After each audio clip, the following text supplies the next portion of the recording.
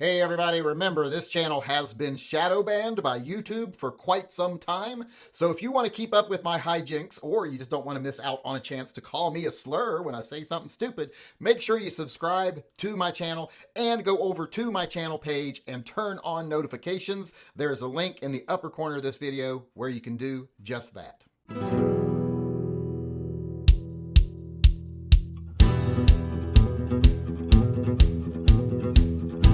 Hey everybody, welcome to another episode of Shooting the with Yankee. As always, I'm Yankee, so let's start shooting. Today's topic is, what do you think is the most dangerous gun you can carry? For whatever reason you think. It can be your criteria for what you think makes it dangerous. Let me know. I will start us off by saying this is hard because I don't know of a lot of guns that are actually dangerous to the point where it's the gun's fault. I think there are guns that are too unforgiving for some people, like the P320. But one that I think is even more unforgiving than the P320 is there are people who carry 1911s cocked but not locked. And at least in that case, you got the grip safety doing something. But I don't think that's very safe. Put your hand on your gun while it's in the holster and you could really have a problem. But I have seen and I have known people, and this used to be a topic on the firearm forums back in the day of the actual manual forums, of whether it's safe or not to carry a single action gun cocked. It isn't. I'll tell you that right now. It is not. I mean, it won't go off unless something acts upon the trigger. But you got to remember, when you cock back that single action gun, even if it has a transfer bar or a firing pin block, you've already disabled that. You've taken out that extra level of safety. Now it's just a hairpin trigger between you and that gun going off.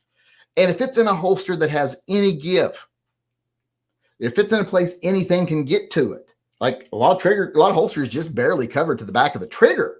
If they bounced up enough that something could get between the holster and the trigger, or just the edge of the holster, or if it's in a holster that doesn't fit it properly and it just barely touches the trigger and it bounces, you can activate that gun and have it go off.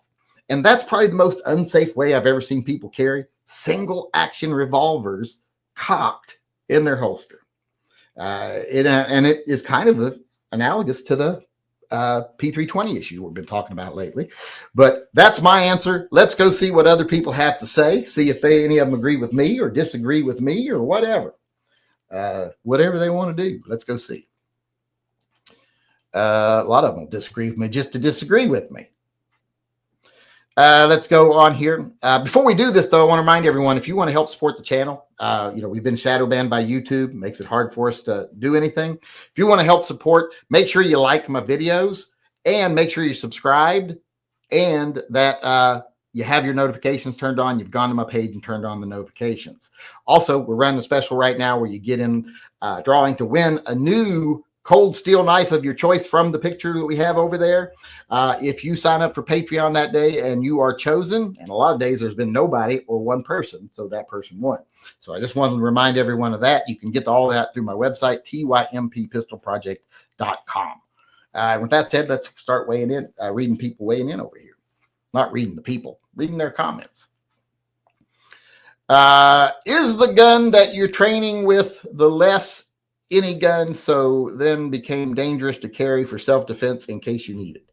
I think he's saying that if you're not training with the gun you carry, that's a mistake. That it's dangerous to carry a gun you're not really familiar with. And I can understand that. I can see that point of view.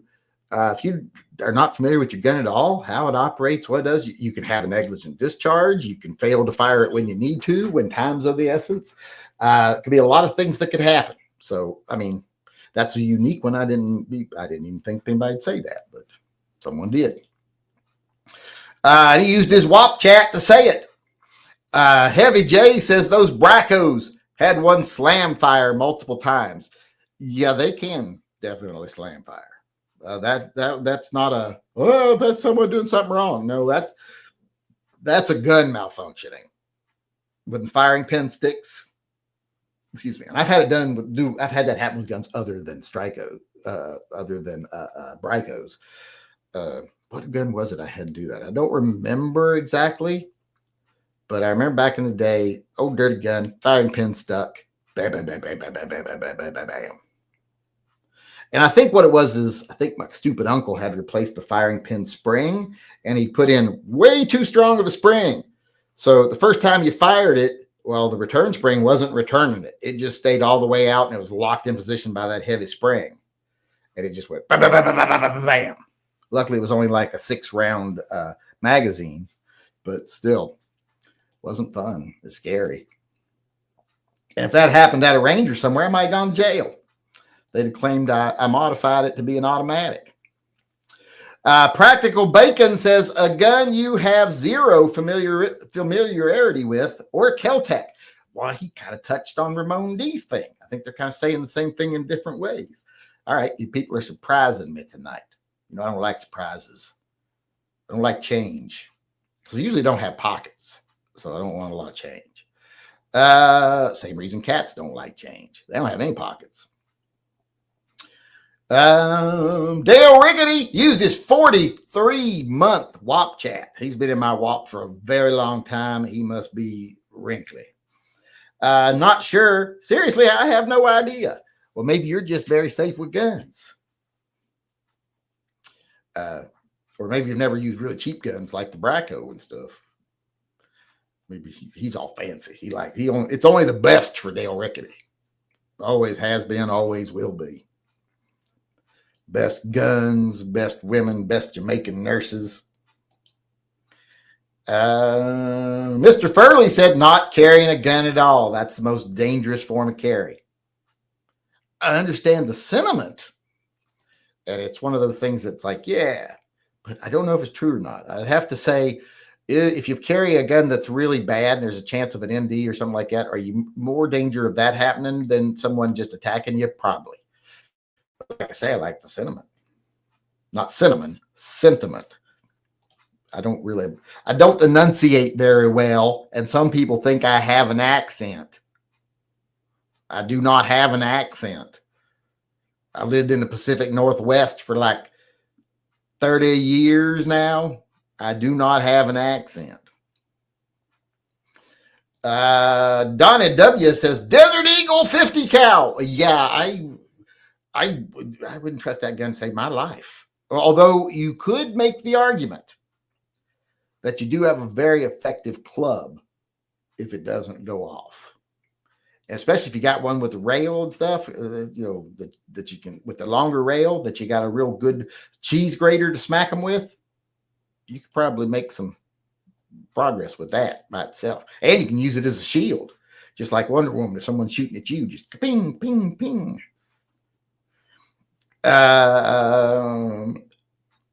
Sean Bain said, had slammed fires with my Bracco and Jennings. Yes, I think that's a lot of people have had that. A lot of people have had that. Although I don't know if the issue was as bad as we think, but I know it had happened. And like I said, I've had it happen, but it was because my uncle put too strong a spring in the gun. I'm pretty sure. KC Two Guns said Smith & Wesson 69 Combat Magnum. It is too powerful, but werewolves could hide behind an engine block. That's a point. I would wait for him to come out from behind the engine block before I shot him, because you don't want to damage your engine or whoever's engine. But yeah, I guess it is powerful, and you could run some risk by carrying a gun that's too powerful. Not legally, but just being able to operate it properly. If it's too powerful, you shoot once, you miss, and then it takes a while for you to recover. Well, that werewolf's going to be on you. And plus, you just wasted a silver bullet. So, yeah, that could be bad.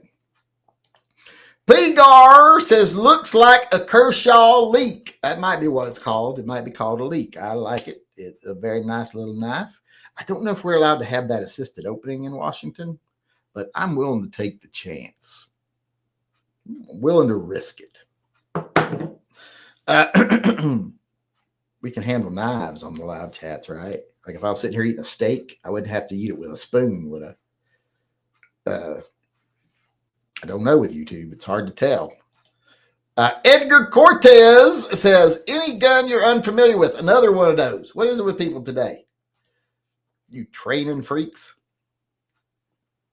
I didn't foresee that at all, much less 3 people to say it. And I usually have a pretty good idea what you all going to say. You're kind of predictable. Not today. Heavy J said the POS Zip 22 just remembered, pay your tithes. Yes, everybody pay your tithes.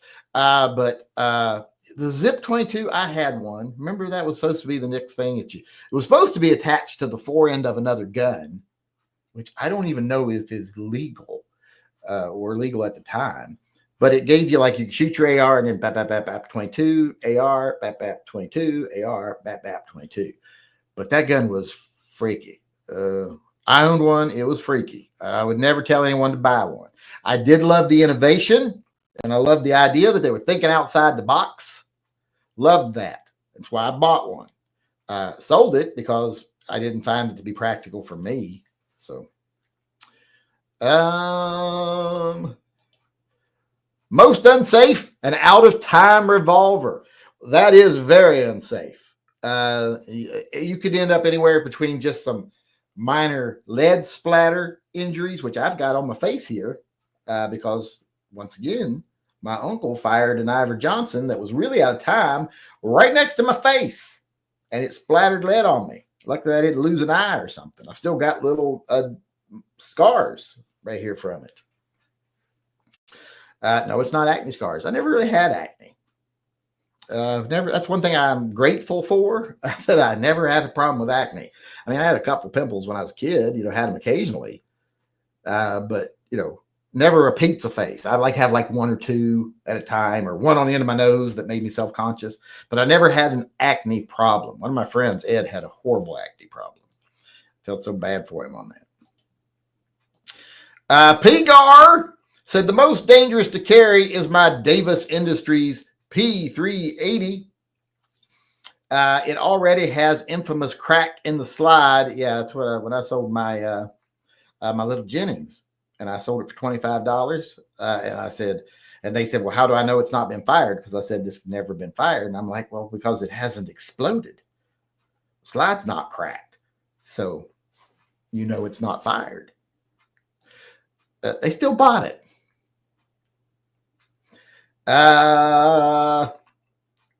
One more shot and the slide could hit me in the face. Yes, it could. So be careful. Casey Two Guns used his 13-month WAP chat to say guns with too many safeties or that are too small to properly hold and shoot straight. That's another aspect I didn't foresee that anybody would say. I mean, I kind of foresaw that one. Guns that are too small for the job, but too small to actually accurately hold. Like a C-Camp is hard to wield like under serious circumstances. So it's a very niche defensive weapon. Patrick Rowe did a super sticker. I don't know what it's of because I can't see it here, but let me see. Can I find it? It says 100%. Everybody knows I'm never at 100%. Like I said, I'm on a good day shooting for 70. Go Shadow said accidentally grab a prop gun instead of a real gun. Who has prop guns? Why do you have prop guns? I don't even have a prop gun. Oh, well, we do have a couple prop guns, but they're sci-fi guns, and they're in the house. They're from like animes my son likes and stuff. He bought replicas too, but you can pretty much tell that's not something you pick up and shoot. You can see the gun they're based on by looking at them, but they're not really something you pick up and shoot. Andrew Avila says Caltech, according to the self-proclaimed internet gun expert, because they have a tendency to self-disassemble. Yes, I would never trust my life to a Caltech. They're dangerous for a totally different reason. I think they're more likely to take your eye out when you need them than they are to actually solve the problem, if you know what I mean. We have to say things like solve the problem or YouTube will close us down. We got one more person weighing in, one more person here, and it is Mad Dog. And he says, when is the stock drawing? This doesn't even have to do with the topic, does it?